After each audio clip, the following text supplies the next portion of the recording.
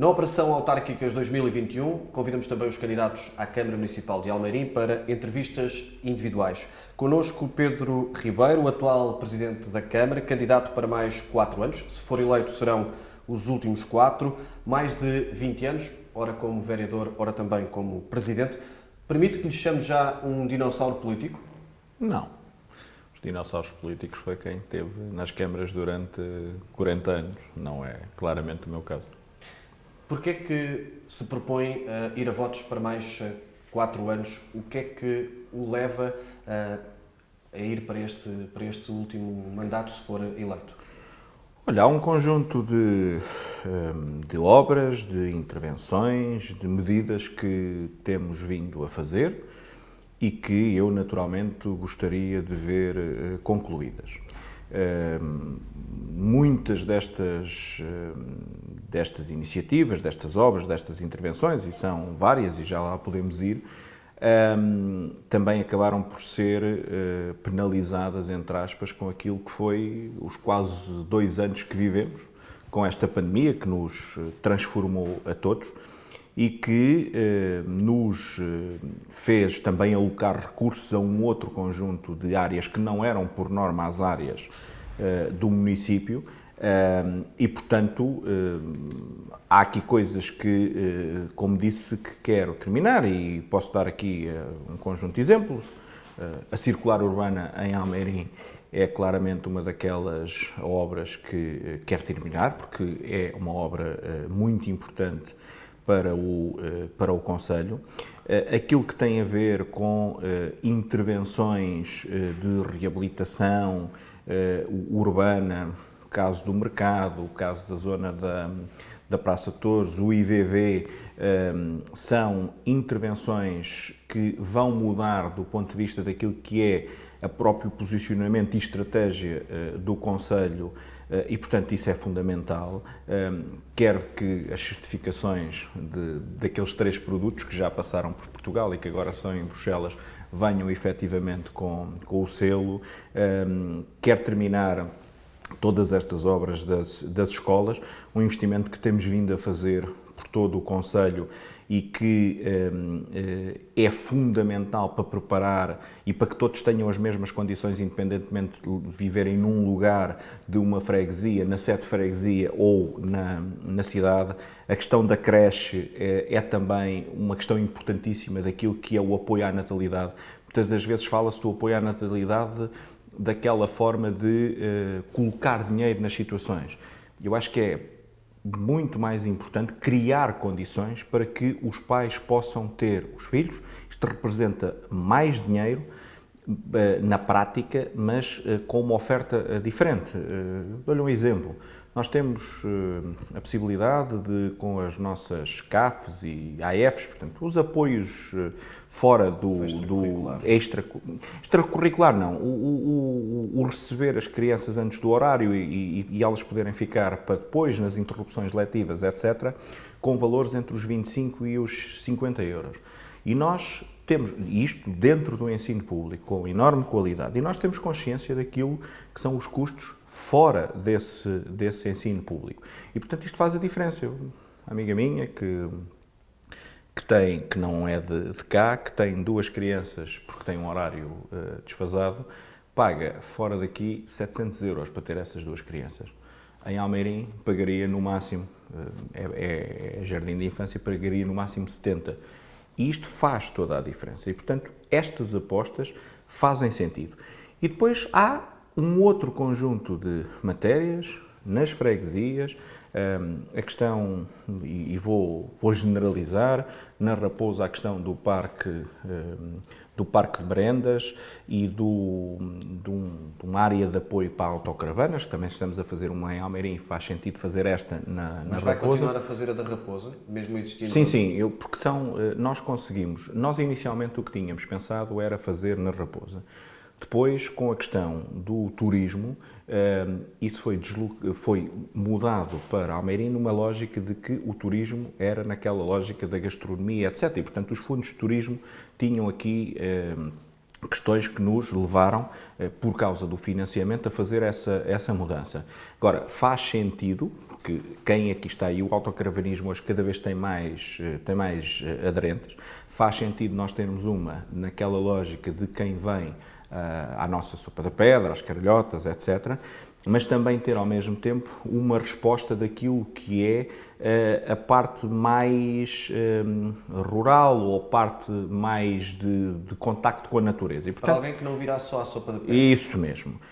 A questão e as conclusões e no âmbito daquilo que tem a ver com a qualidade de vida, os dois parques urbanos, quer o de Fazendas, quer o de Benfica do Ribatejo, são questões que têm que ser feitas. Não há fundos comunitários como houve no caso da Zona Norte, porque as regras mudaram e, portanto, é algo que temos que ir fazendo ao longo dos tempos, muitas delas por administração direta e que são importantes para as pessoas.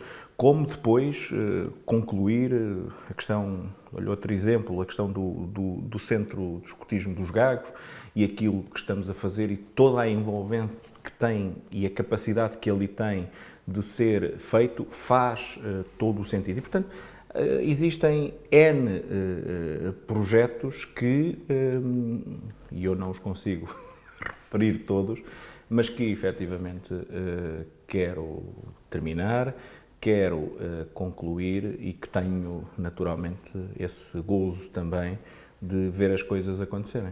O que é que a pandemia não permitiu que fizesse e que queria ter feito ou que estava no seu programa de há 4 anos? Não, há uma série de a pandemia, de uma forma geral, atrasou tudo. E eu acho que nós temos que recordar como é que foi a nossa vida nestes últimos quase 2 anos. Nós tivemos, numa primeira fase, serviços fechados. Nós fomos a primeira Câmara a fechar serviços, fechámos durante 8 dias, para nos organizarmos e para a seguir poder estar aberto. E nunca mais deixámos de estar abertos. E isso é uma diferença enorme entre as câmaras, por exemplo, e a Administração Central, que teve montes de serviços fechados. E, portanto, nós nunca deixámos de estar abertos, com restrições, naturalmente, mas toda a gente que tinha assuntos para resolver podia resolvê-los. Agora, nós tivemos que, volto a dizer, alocar um conjunto de pessoal a áreas que não eram as nossas. O centro de vacinação, para funcionar, além de toda a logística, do termos que preparar, etc., teve, em média, uma dezena de pessoas da Câmara a ajudar na vacinação. Nós tivemos que dotar a saúde e dar recursos à saúde que, de outra forma, os resultados não eram aqueles que aconteceram. E a partir do momento que nós temos equipas em espelho, pessoas em casa, gente que fica em isolamento, etc., tudo aquilo que é o desenvolvimento normal da atividade vai parando.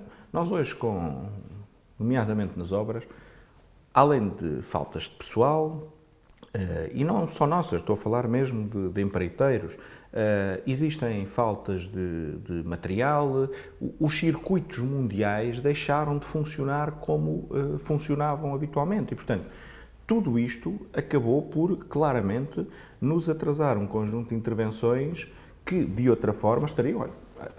mais um troço circular urbano era algo que já estaria feito, o parque de merendas da Raposa já estaria feito, as obras que temos e que acabaram por se atrasar da Escola de Benfica e do Jardim de Infância estariam tratadas. Portanto, existe um sem número de situações que, fruto de tudo isto, aquilo que vivemos, eu acho que as pessoas, nós todos queremos esquecer o que é que se passou. Mas nós passamos todos por momentos muito complicados, muito difíceis. Eu recordo e fica-me para a vida. O primeiro caso de Covid notificado em Portugal foi no início de março, numa segunda-feira. E eu, na sexta-feira a seguir, portanto, durante essa semana, estava na comunidade intermunicipal, estava a acabar uma reunião, eram 5h25 para aí, e recebo um telefonema da doutora Ana Simões. E eu, quando vi o telefonema, quando vi o número de telefone, doutora Ana, delegada de saúde, disse, bem, não deve ser nada de bom. Sr. Presidente, temos um primeiro caso. Ligado a Cruz, e estou aqui mais preocupada porque a esposa do senhor também tem sintomas. E trabalhava numa IPSS, e só trabalha numa IPSS. Trabalhava, não era numa IPSS, mas era num sítio com muitas, com uma lista enorme de contactos. E nós não sabíamos como é que nada disto funcionava. Nós só víamos as imagens de Itália, da China, etc. E na altura não se ficava em casa, ia-se para o hospital, para aqueles quartos de pressão positiva, negativa, pronto, aqueles de isolamento. E eu até o outro dia, eram 10h30 da manhã, quando a doutora Ana me ligou, no outro dia, a dizer que afinal a senhora está negativa. Portanto, não era preciso fazer as dezenas de contactos que eram preciso fazer. Mas aquela noite é uma noite, o resto do dia, a noite, é algo que já ninguém pensa em mais nada. E foi assim durante os meses a seguir. Chegou a montar, não lhe podemos chamar hospital de campanha, senão alguém ainda vem cobrar é verdade. financeiros. Mas, uma estupidez da administração central, ou melhor, da entidade reguladora da saúde. Fez sentido, acabou por nunca ser utilizado. Continua a achar que fez sentido ter aquele equipamento preparado? Leva uma coisa, fez sentido porque nós temos que nós para olharmos, aliás há um problema neste momento no país e no mundo, que é nós olharmos para as coisas hoje, ou melhor, olharmos para as coisas de há uns anos atrás, ou de há uns meses atrás, ou de há uns séculos atrás, com os olhos de hoje.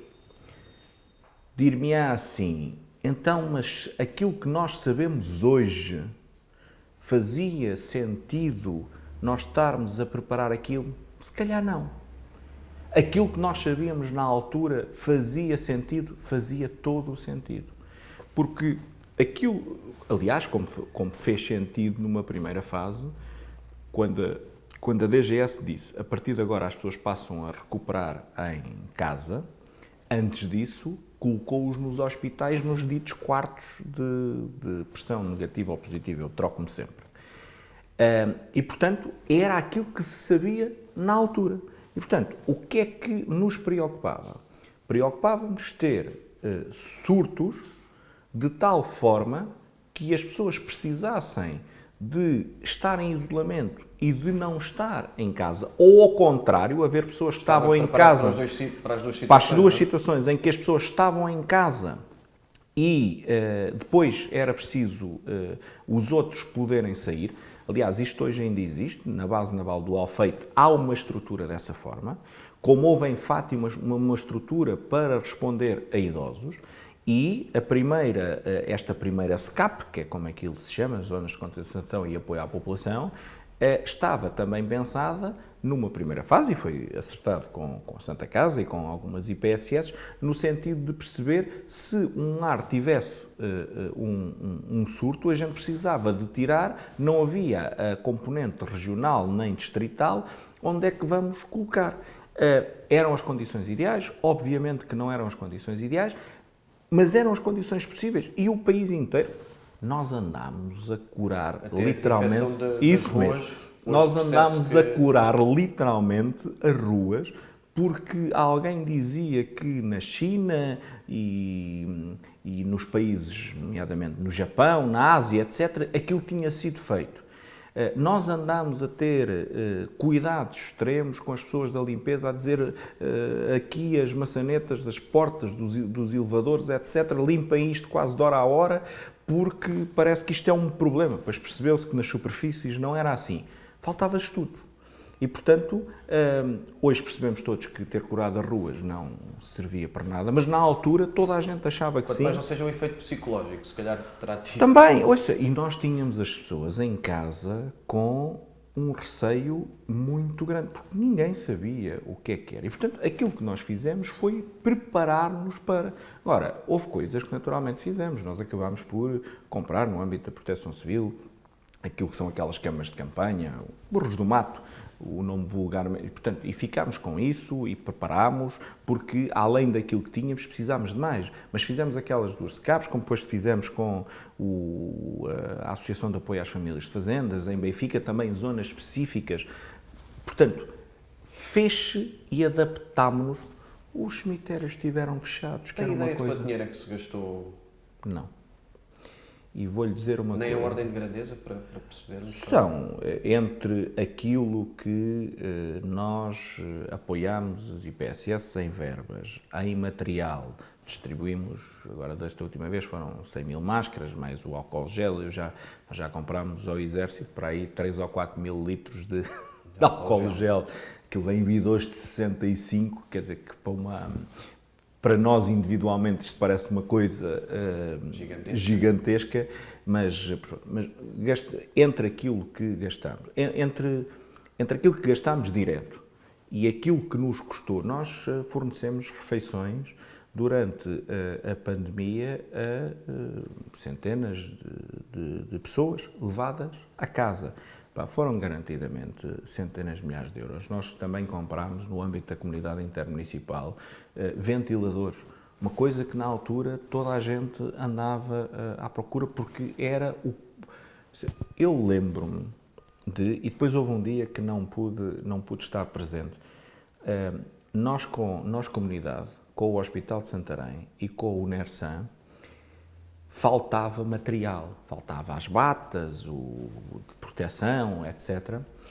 E tivemos uma reunião no âmbito da Proteção Civil distrital, juntámos os hospitais, juntámos o NERSAM e percebemos o que é que existe no distrito que possa produzir material para estas pessoas que precisam.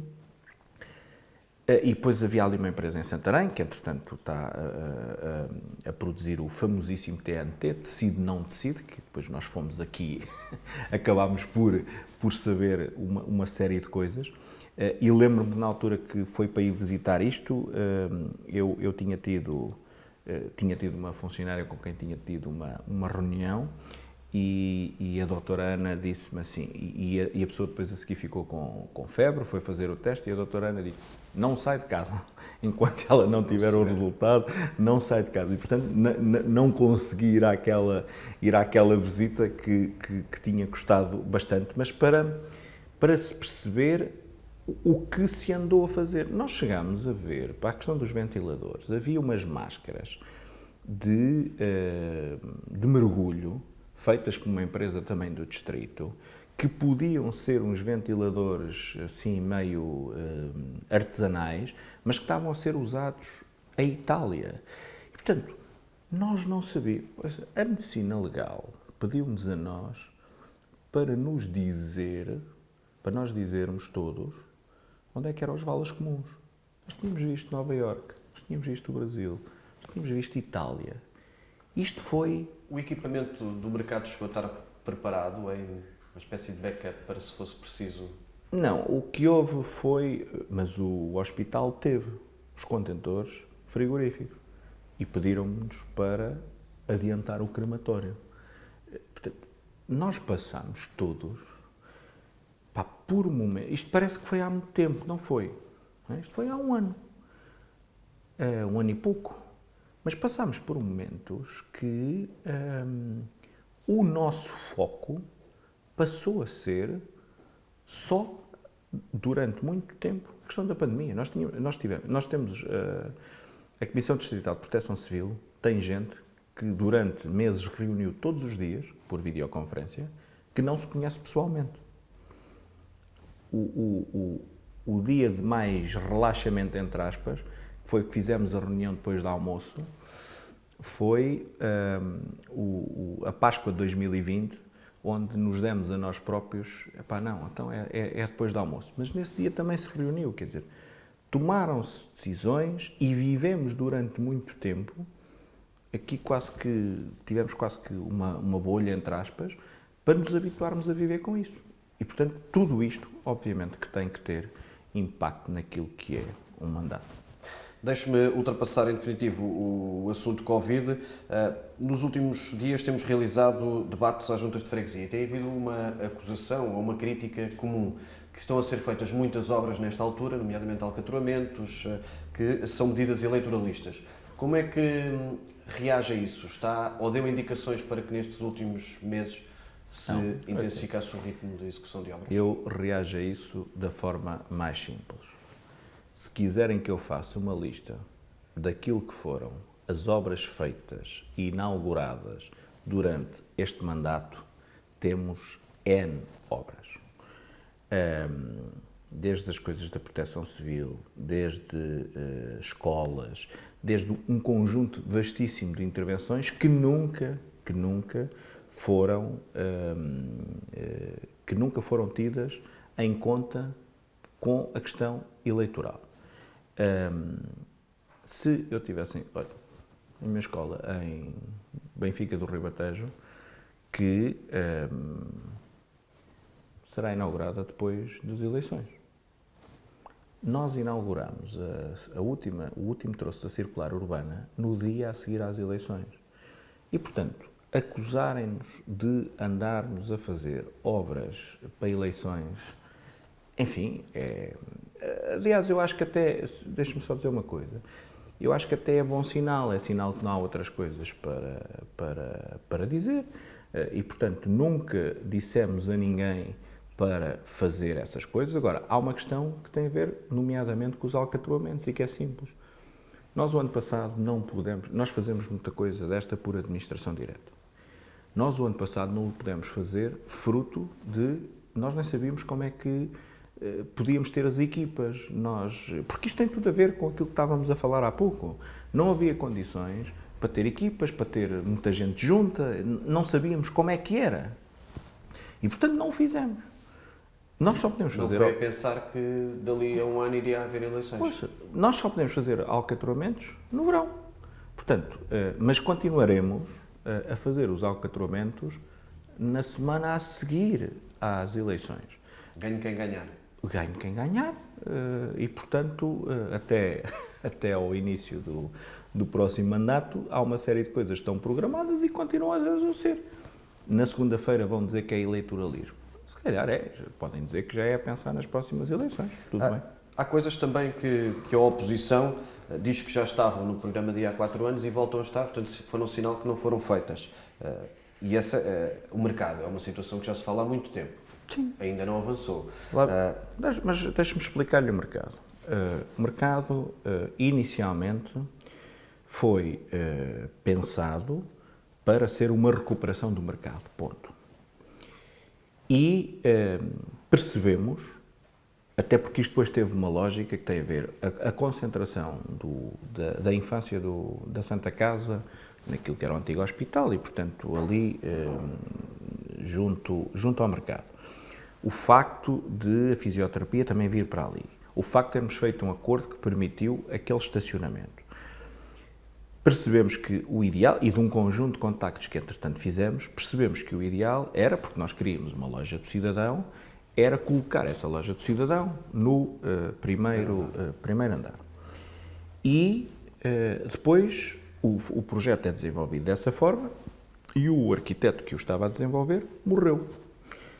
E, portanto, há coisas que não há nada a fazer. Portanto, o projeto atrasou, talvez, um ano com esta situação. Além disso, é preciso depois, uma coisa é aquilo que só depende de nós, nomeadamente a questão, se for só a questão do mercado cá em baixo, só dependia de nós, mas o resto depende da AMA, da Agência para a Modernização Administrativa, que efetivamente tem que dizer que aqueles espaços estão certos. E, portanto, o projeto está feito. Estamos a tratar de financiamento para poder lançar a obra em condições normais. Se o projetista não tivesse morrido, voltamos ao mesmo com a pandemia toda. As equipas de antes, isto é fácil, eu acho que qualquer um de nós percebe, as equipas de antes trabalhavam todas juntas e é muito mais fácil dizer assim, isto está aqui. Quando estamos todos em casa, em teletrabalho, fazer estas coisas não deve ser a coisa mais fácil do mundo e não é de certeza. Nós só temos mais 5 minutos e meio. IVV, houve uma paragem na obra. Quem é que cometeu o erro de se esquecer que haviam lá... Não se trata do erro de esquecer nada. Trata-se de uma reabilitação que... Mas ninguém equacionou a possibilidade daqueles... Não, porque aquilo, há coisas que do que estava para baixo do solo, sim, colocar em causa o que vinha para cima. Aqueles depósitos estão ali há 70 ou 80 anos. E é preciso partir para depois perceber algumas coisas. E, efetivamente, na altura, os engenheiros ficaram um bocadinho desconfortáveis com a questão estrutural e, portanto, não queremos ninguém desconfortáveis com nada, porque aquilo é uma obra para não ter problemas no futuro. E, portanto, nas reabilitações isto acontece.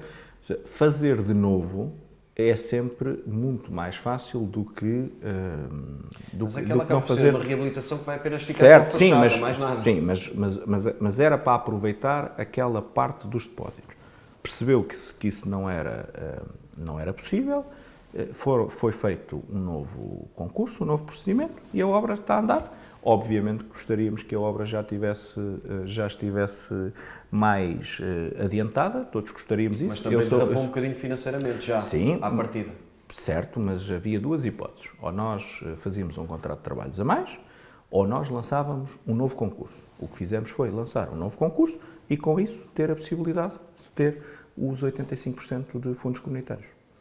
Em relação ao Parque da Zona Norte de Fazendas de Almeirim, esta era uma obra que já estava programada era uma obra que nós, para este mandato? Não, era uma obra em que nós, efetivamente, fomos adquirindo os terrenos, fomos fazendo o projeto, já lá fizemos alguma movimentação de terra, adquirimos uma outra casa, que era da família de São Martinho, cujos pais lá viveram e, portanto, nós sempre assumimos que só depois das pessoas não estarem cá fisicamente é que nós avançaríamos e, portanto, foi isso que fizemos e é a intenção agora, neste inverno, começar, portanto, os terrenos já foram colocados às cotas que tinham que ser e é a intenção começar a fazer a plantação das árvores e depois os passeios à volta. Junto a isto havia também, porque faz parte já de certa forma desse projeto, porque aquilo tem uma ligação, havia a questão do campo do Fazendense, do segundo campo, que também atrasou e que, portanto, isso já faz parte daquele parque. Agora, é preciso perceber que nós estamos ali a falar de 3 hectares, de que as coisas foram pensadas, foram planeadas e estão planeadas, agora não se consegue, e isto vale também para o de Benfica do Ribatejo, não é possível estalar os dedos e fazer com a velocidade que nós gostaríamos. Volto a dizer, nós andámos meses todos em casa, fechados, e quando trabalhávamos em espelho, em rotação, aquilo que fosse. E, portanto, há coisas que efetivamente gostaríamos que tivessem estado mais adiantadas, não foi possível e todas elas são explicáveis. Apelo ao seu poder de síntese. Falou há pouco na circular urbana, que até foi inaugurada a seguir às eleições. Porquê é que não existe ainda lá uma placa a fazer referência ao seu nome de Sousa Gomes? As placas já existem. Mas não estão colocadas. Não estão colocadas. E as placas estão para ser colocadas, são umas placas em pedras, por acaso com grande dignidade e que ficaram, efetivamente, acho que faz jus à pessoa que ele foi. E as placas eram para ser colocadas a quando do colocar em funcionamento deste troço. E é assim que será. Podiam ser colocadas antes, podiam. Não quero que isso seja tema de campanha eleitoral. Quando aquele troço estiver concluído, serão colocadas Avenida José de Sousa Gomes em todas as entradas e saídas. E, portanto, são umas placas em pedra que, efetivamente, diferentes, mas que com muita dignidade. Não nos tornando repetitivo, para não falarmos e para otimizarmos o tempo, que estamos mesmo já na parte final, quais é que são as grandes Os grandes objetivos, o que é que faz parte do seu programa eleitoral de que ainda não falamos aqui? Não, uma parte, naturalmente, tem a ver com o concluir muitas destas intervenções. As questões da mobilidade são fundamentais. Aquilo que tem a ver com o ambiente e com as questões da descarbonização e das alterações climáticas tem que ter aqui muita importância. Nós estamos aqui numa lógica na própria Elsíria, já temos um conjunto de documentos e queremos ter um conjunto de intervenções que, nomeadamente a questão das árvores e do voltar em grande quantidade a plantar as árvores em ambiente urbano, num ambiente urbano que depois não traga problemas estruturais, quer nos passeios, quer às infraestruturas, etc. A questão da educação, que já aqui falei, e uma outra questão que está claramente na ordem do dia, que espero que as obras se iniciem já no princípio do ano, de dois grandes investimentos, quer o da Freixo 52, quer o da Mercadona, que vão representar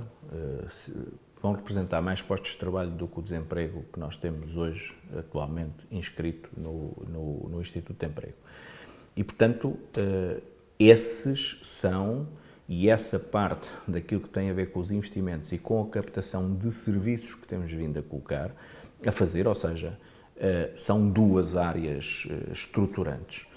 Por um lado, Almeirim ser, e cada vez mais, ser um local, um concelho onde há serviços que querem ficar, e serviços de âmbito regional ou nacional, e temos conseguido trazer vários, e ao mesmo tempo esta questão do investimento privado, que é aqui fundamental, e volto a dizer, estes dois, em especial o do Mercadona, é um investimento estruturante, não para Almeirim, mas um investimento estruturante para a região, não só pelos postos de trabalho que cria, mas tendo em conta tudo aquilo que os nossos setores, nomeadamente agrícola, agroindustrial, etc., pode ter de aportes, tendo ali a base nacional desta indústria. Já esgotamos o nosso tempo, vamos ter a oportunidade para voltar a conversar no próximo domingo no debate, mas gostaria de lhe fazer uma última questão.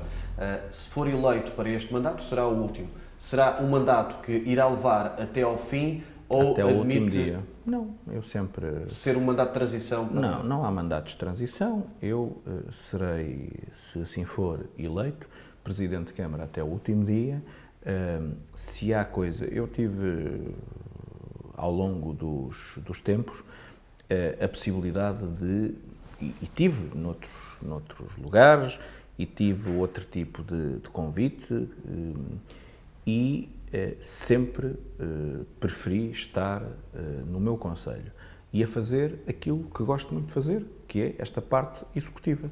E, portanto, não houvesse os convites que houvesse, se alguma vez os houvesse, o mandato é para ser feito até ao último dia, até 2025, até à tomada de posse dos futuros órgãos autárquicos e, portanto, isso é, e quem me conhece sabe que esta é, do ponto de vista político, a minha grande paixão e, portanto, que eu não a trocava por nada. Foram 33 minutos à conversa, muito haveria ainda para conversar. Marcamos encontro no próximo domingo. Até domingo.